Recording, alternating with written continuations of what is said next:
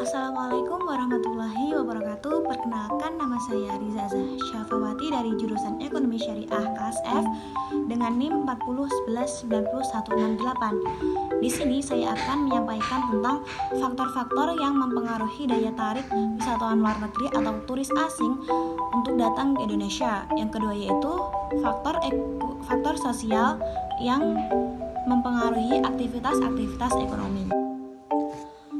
Nah, untuk faktor yang pertama yaitu ada kebijakan bebas visa. Pada tahun 2016, pemerintah di Indonesia melalui Peraturan Presiden Nomor 21 Tahun 2016 menyatakan terdapat 169 negara yang dapat masuk ke wilayah Indonesia tanpa harus menggunakan visa. Nah, kebijakan bebas visa ini memberikan kemudahan untuk turis asing sehingga banyak yang berdatangan ke Indonesia. Kemudian ada keindahan alam dan juga destinasi wisata yang sangat banyak. Sudah kita ketahui sendiri bahwa keindahan alam di Indonesia ini sangat beragam.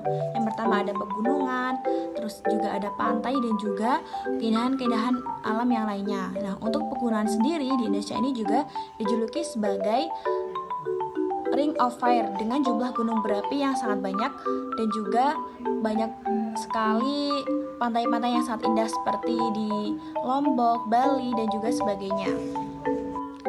Faktor yang ketiga yaitu karakteristik orang Indonesia yang terkenal ramah. Nah, ini sudah diketahui bahwasanya penduduk Indonesia ini dikenal sebagai pribadi yang ramah dan juga bersahabat. Nah, dikutip dari Rockwides, sebuah situs perjalanan yang mengadakan survei mengenai negara dengan penduduk teramah di dunia, Indonesia ini menduduki peringkat keempat sebagai negara dengan penduduk yang ramah dan juga murah senyum.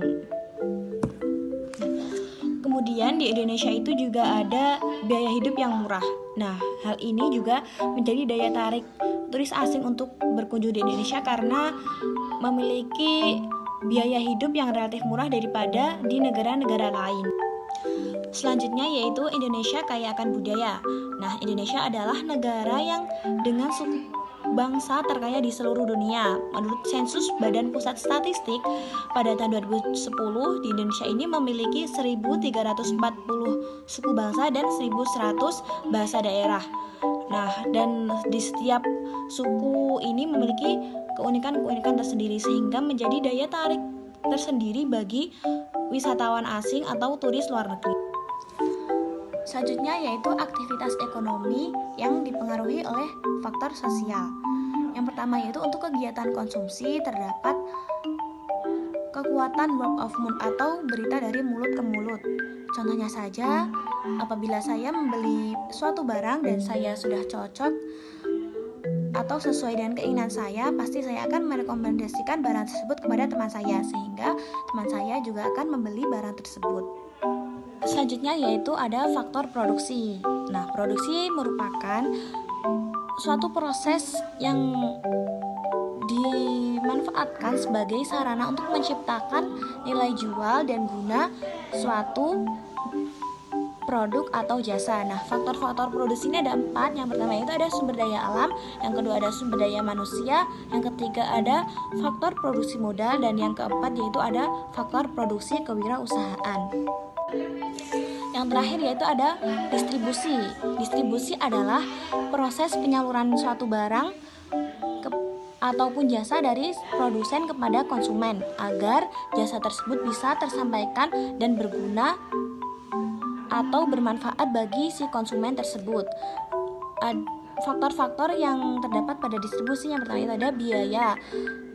Yang kedua ada sifat pembayaran yang biasanya disesuaikan dengan produk yang akan disalurkan. Yang ketiga adalah jumlah penjualan. Yang keempat juga ada tingkat keuntungan. Yang kelima modal. Nah, setiap perusahaan atau produsen pasti memiliki modal yang berbeda-beda, sehingga kegiatan distribusi yang dilakukannya pun juga berbeda-beda.